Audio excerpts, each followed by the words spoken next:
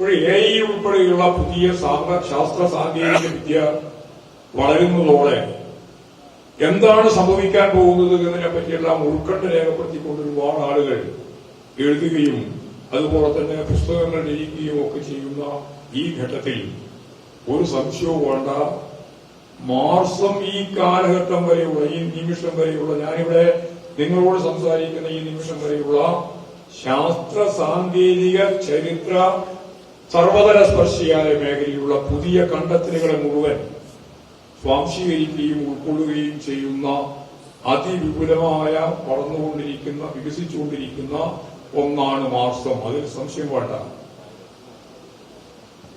ഇവിടെ AI ഉപയോഗിക്കുമ്പോഴുള്ള പ്രശ്നം എന്താ?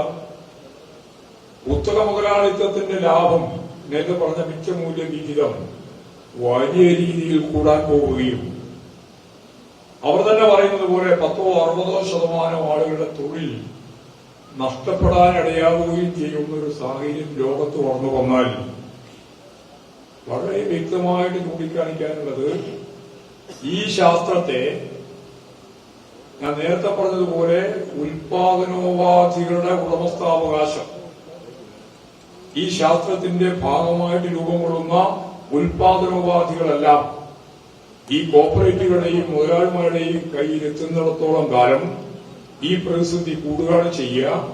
വലിയ പോരാട്ടങ്ങളും സമരങ്ങളും ശക്തിപ്പെട്ടു വരികയാണ് ചെയ്യുക. അതിന്റെ അർത്ഥം അടുത്ത കൊല്ലാവുമ്പോഴേക്കും, അതിന്റെ അപ്പുറത്തെ കൊല്ലാവുമ്പോഴേക്കും, അടുത്ത 10 കൊല്ലം കൊണ്ട് ഇതെല്ലാം മാറി പുതിയ രീതിയിലേക്ക് മാറുമെന്ന് ഞാൻ പറയാൻ ഉദ്ദേശിക്കുന്നില്ല. ഒരുപാട് കാലം പിടിക്കും. പക്ഷെ ഈ വൈരുദ്ധ്യം കൂടുകയാണ് ചെയ്യുക.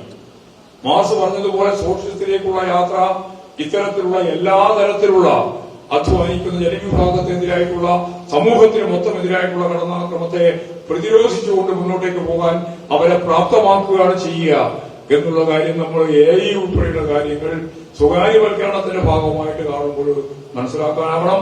ജനീയ ചൈന ഏതാണ്ട് ഇതിനേക്കാൾ മെച്ചപ്പെട്ട രീതിയിലുള്ള AI സംവിധാനത്തെ ഉപയോഗിക്കാൻ തുടങ്ങിയിട്ടുണ്ട്. അത് പൊതുസമൂഹത്തിന് ഉപയോഗിക്കാൻ സാധിക്കുന്ന, വളരാൻ സാധിക്കുന്ന ഒന്നായിട്ടാണ് അവർ ചിത്രീകരിക്കുന്നത്. അല്ലെങ്കിൽ പുത്തക മുതലാളിമാർക്ക് ഇപ്പോ ഉപയോഗിക്കാൻ കഴിയുന്ന രീതിയിലുള്ള AI സംവിധാനമല്ല എന്ന കാര്യം കൂടി ഞാനിവിടെ ചൂണ്ടിക്കാണിക്കുകയാണ്. മറ്റൊരു വിശദീകരണത്തിലേക്ക് അതിന്റെ ഭാഗമായിട്ട് നടക്കുന്നില്ല.